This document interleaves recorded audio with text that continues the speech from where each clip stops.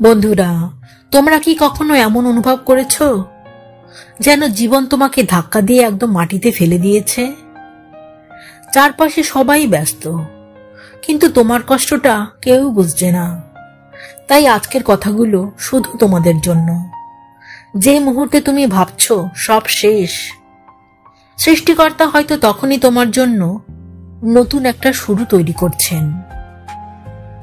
ভালো সময় যেমন চিরস্থায়ী নয়, খারাপ সময়ও নয়। আজ যে অন্ধকারে আছো, কাল হয়তো আলোতেই দাঁড়াবে।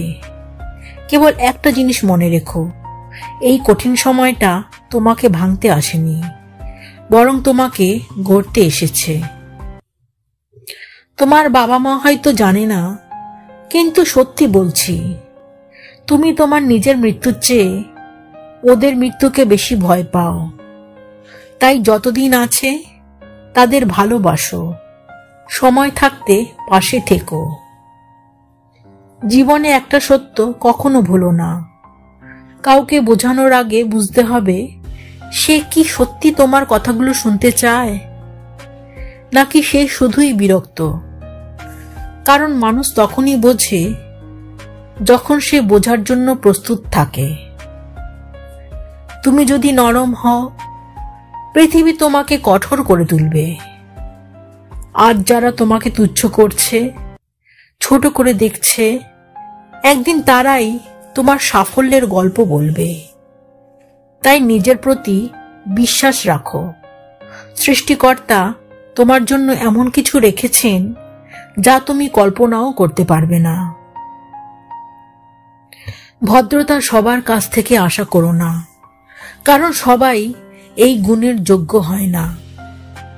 জীবনটাকে নতুন করে আবিষ্কার করতে হলে মাঝে মাঝে সবকিছু ছেড়ে হারিয়ে যেতে হয়, নিজেকে খুঁজে পেতে হয় নতুন করে।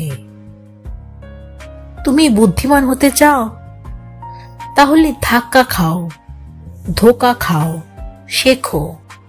বুদ্ধি আসে অভিজ্ঞতা থেকে, হরলিক্স বা বাদাম দুধ থেকে নয়।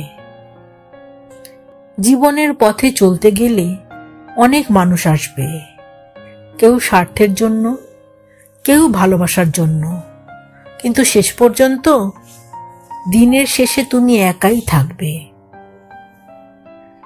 তোমার সাফল্যের সময় সবাই পাশে দাঁড়াবে, কিন্তু সেই সাফল্যের পথে কেউ তোমার হাত ধরবে না। যারা বাইরে থেকে তোমার বন্ধু কিন্তু ভেতরে তোমার শত্রু, তাদের চিনে রাখো। কারণ নকল মিষ্টি কথার চেয়ে সত্যিকারের রাগ ভালো।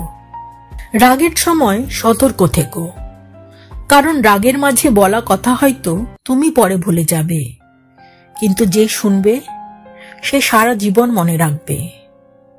চালাকি করতে না পারাটা দোষের নয়, কিন্তু অন্যের চালাকি ধরে ফেলাটা একটা ক্ষমতা।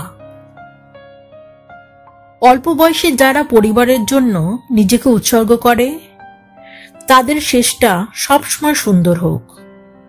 কিন্তু মনে রেখো, মিথ্যাবাদের সাথে কখনো তর্ক করো না, কারণ সে তোমাকে নিয়ে এমন গল্প বানাবে যা তুমি স্বপ্নেও ভাবনি। তাই নিজের চেষ্টায় যা পাচ্ছ সেটাতেই খুশি থাকো। একটা ছোট্ট পরীক্ষা করো।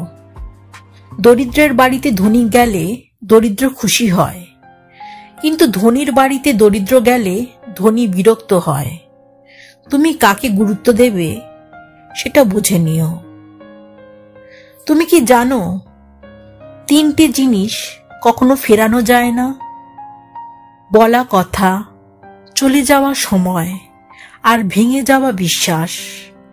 তাই নিজেকে বদলাও, জীবনকে বদলাও। আর যে মানুষ সত্যিকারের ভালোবাসে, সে তোমার জন্য গিফট নয়, বিশ্বাস আর সততাকে গুরুত্ব দেবে। আজ থেকে তোমার শক্তি কেড়ে নেওয়ার সুযোগ কাউকে দেবে না। নিজের উন্নতির জন্য কাজ করো, কারণ এটাই তোমার সবচেয়ে বড় প্রতিশোধ। ধন্যবাদ।